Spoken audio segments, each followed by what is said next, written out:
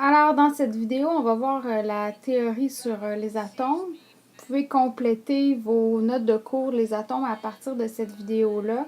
Il va y avoir des informations qui vont être un petit peu différentes de celles du cahier univers, donc peut-être que ça peut être une bonne idée pour vous de suivre la vidéo pour remplir les notes. Alors, il y a une autre vidéo aussi sur les molécules, là. Donc si vous voulez remplir les notes de cours sur les molécules. Je vais essayer de faire assez rapide parce que après 15 minutes, là, une vidéo, c'est bien trop long. Je vais essayer de faire ça le plus vite possible. Puis là, je nous ai mis une petite musique d'ambiance. Ça va nous faire quelque chose à écouter en même temps que ma voix. Donc, je commence. Donc, première chose, l'organisation de la matière.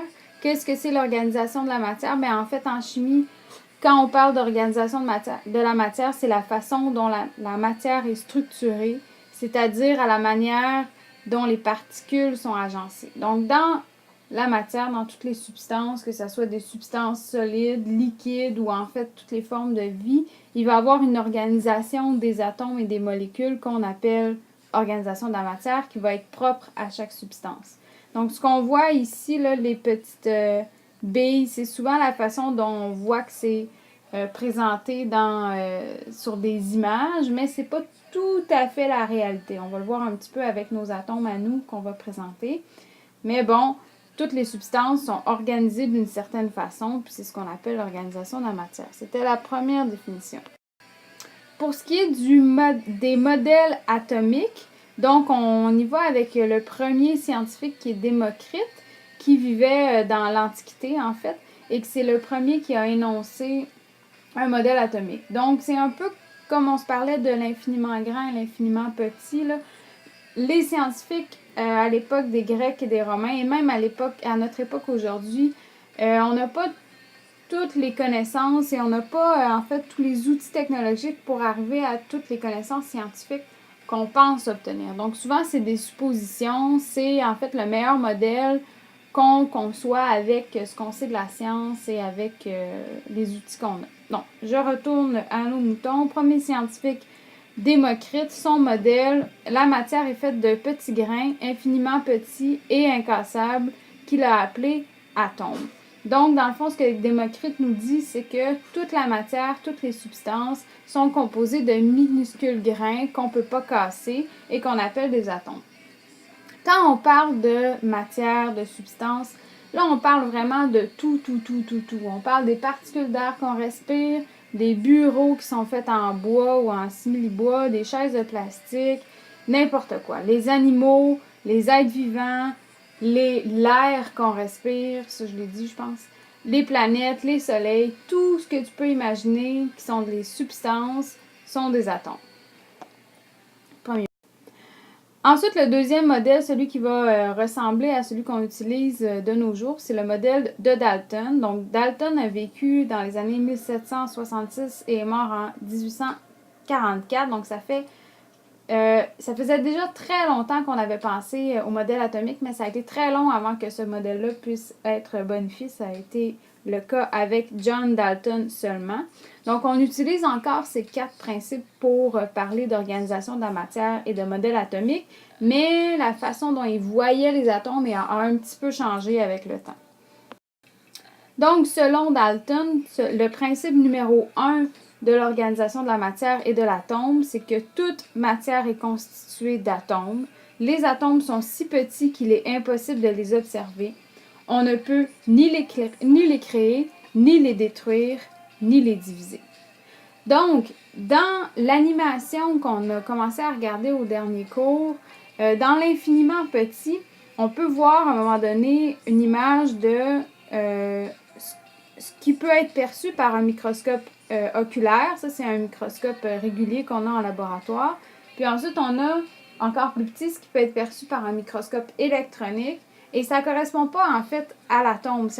L'atome est encore trop petit pour être observable au microscope électronique. Donc, c'est encore vrai qu'on ne peut pas les observer, mais peut-être qu'un jour, on pourrait être capable de le faire. On ne peut ni les créer, ni les détruire, ni les diviser. D'où la célèbre citation « Rien ne se perd, rien ne se crée, tout se transforme ». En fait, ce que ça veut dire, c'est que toute la matière est composée des mêmes atomes qui vont être réutilisés.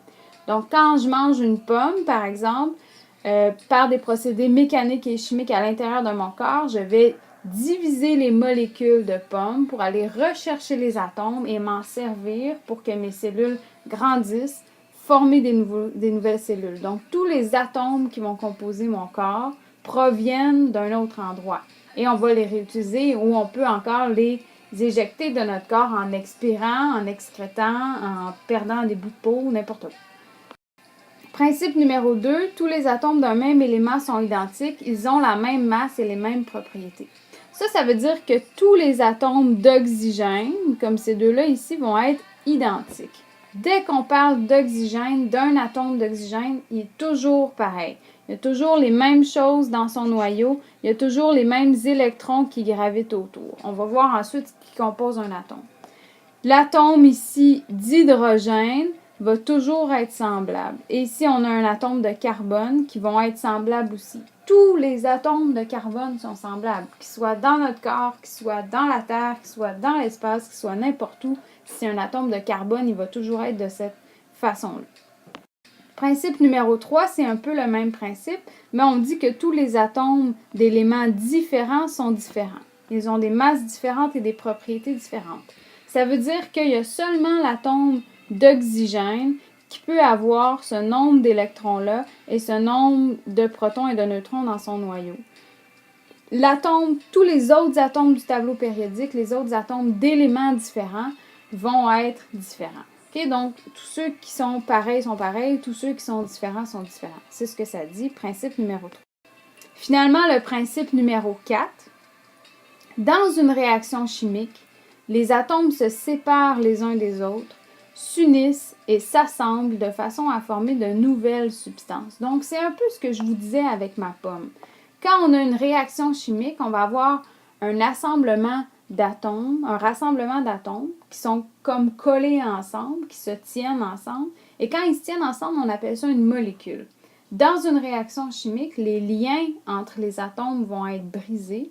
Donc, les atomes vont se retrouver un petit peu seuls. Et la molécule va être défaite. Et il va y avoir recombinaison de ces atomes-là pour former une nouvelle molécule. Par exemple, ici, j'ai une molécule de HClO, une molécule de HCl, qui sont des réactifs. Je vais les mélanger ensemble. Quand ils vont se mélanger, le H va se séparer du Cl, du Cl et du O, et le H ici va se séparer du Cl. Il va y avoir une recombinaison de ces atomes-là différents, donc les petites pastilles ici vont se séparer. Il va y avoir une recombinaison, et là, ça va nous créer du Cl2 et du H2O.